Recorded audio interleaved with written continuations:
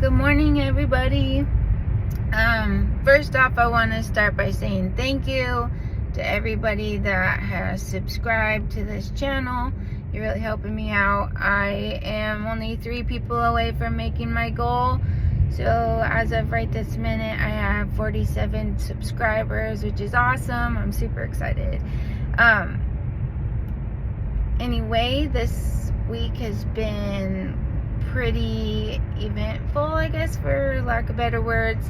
Zoe has been sick. She had a fever of 104 on Monday. She's still under the weather, but her fever has gone down quite a bit, thank God.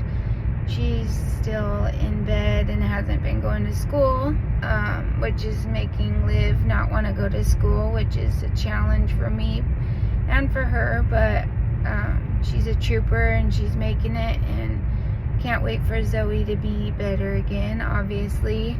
I got my car back. A lot of people don't know, but I was actually in a car accident on September 4th. Way to start my birthday out with a bang. But after a month and a half, my car is back and is as good as new, at least from what I can tell. It should be, especially because it took that long to fix it. But I'm super grateful.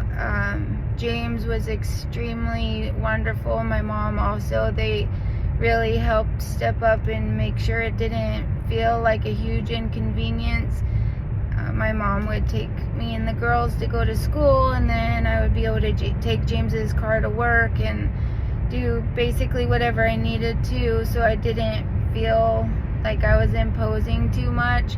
But man, oh man, does it feel weird to be a grown adult without a car for the first time for like an extended period, because I have not felt so, I'm trying to search for a word, but I guess I felt like a child again. Like I had to ask my mommy to take me to go places, or ask to borrow somebody's car. And I mean, like I said, they really didn't go out of their way to make me feel bad, but I put that kind of thing on myself, and I expect better from myself, but there really wasn't anything I could do about it. I mean, they're fixing my car. It was broken.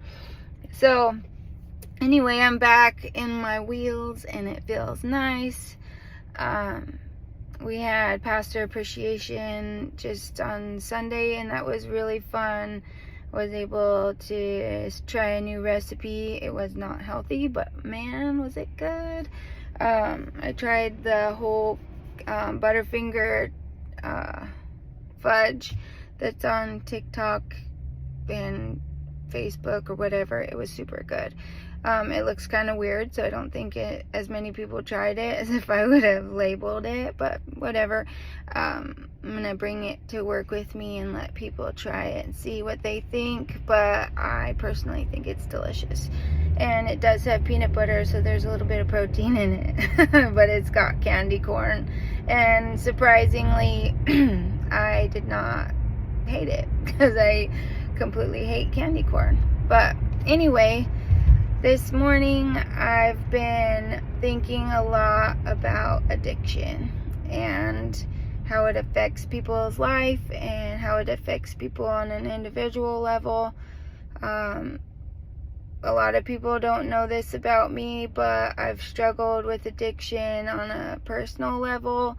I've also watched it destroy people I love, and watched it break people down and tear apart families, and I guess that's why it's on my heart right now, because I struggle with it. I've made mention that I have back issues, and I have since I was about 16, and when you go to the doctor for back problems, they give you pain medicine. And there's been a few times in my life where I've noticed it was getting out of control, and I had to ask for help with somebody to like make sure I'm just taking medicine when I actually need it, not just because I feel like I need it or because I want to take it.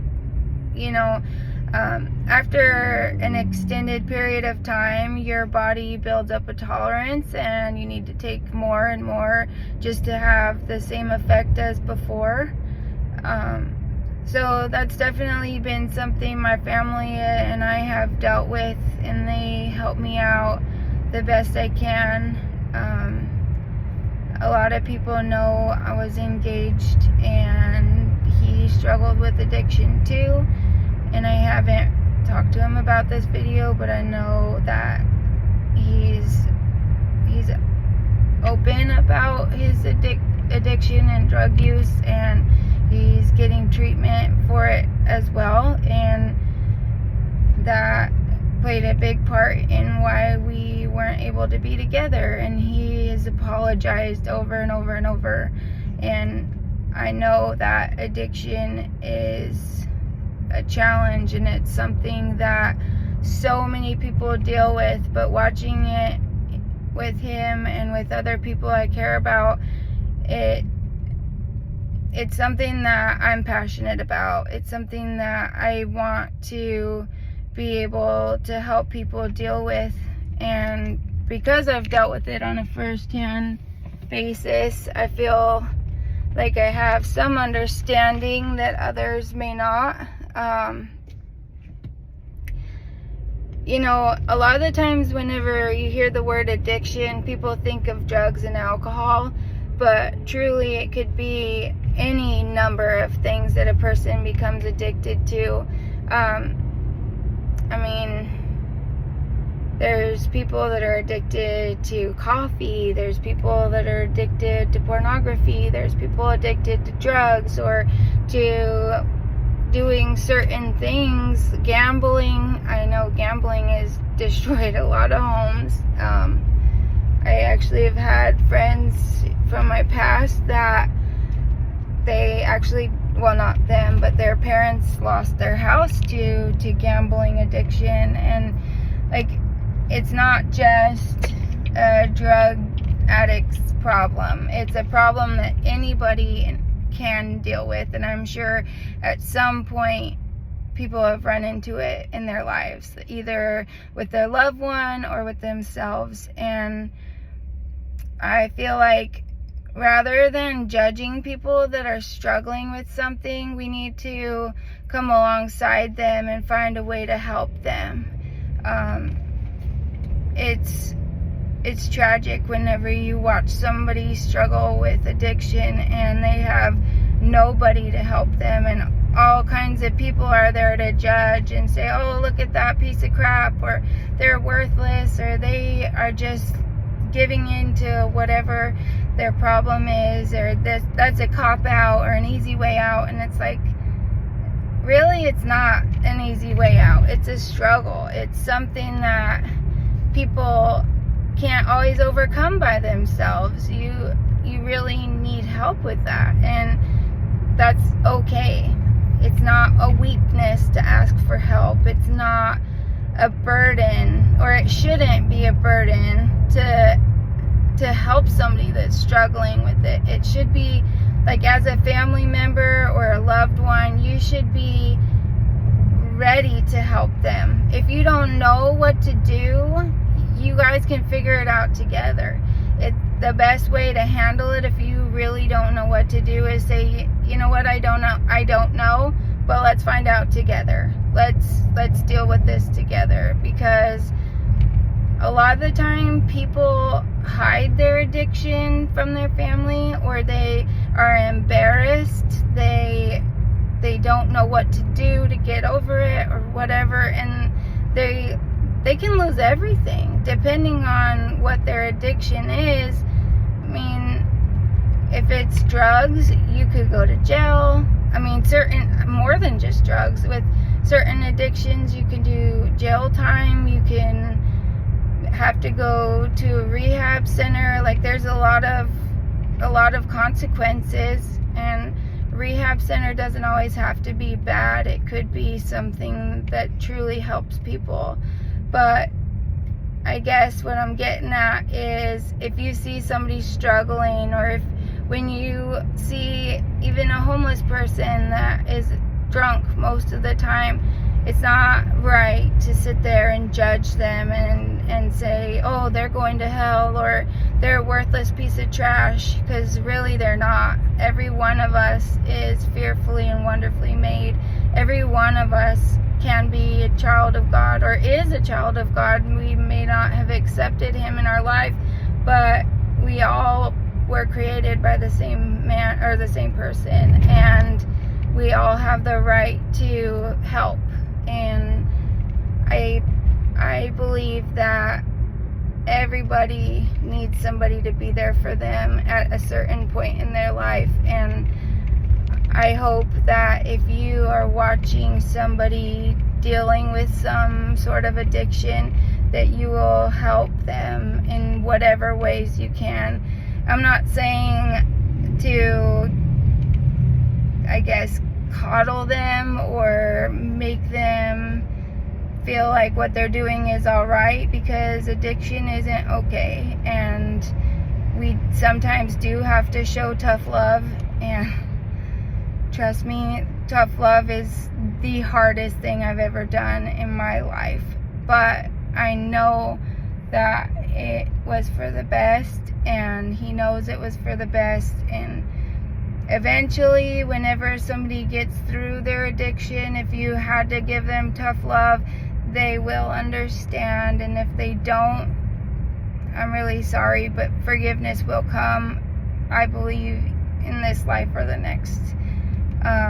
But being there for your family, being there for your friends, helping them figure out how to manage their addiction is a big deal. And I think we're all supposed to do it. We're all supposed to help somebody, and not just like giving the homeless guy money or whatever, but showing love sometimes is all that people need. Reminding people that you can be there for them, or that they're not alone. I know I've said that before, but sometimes that's all you need, is to know that you don't have to deal with that battle by yourself, but there's somebody that's willing to help you out.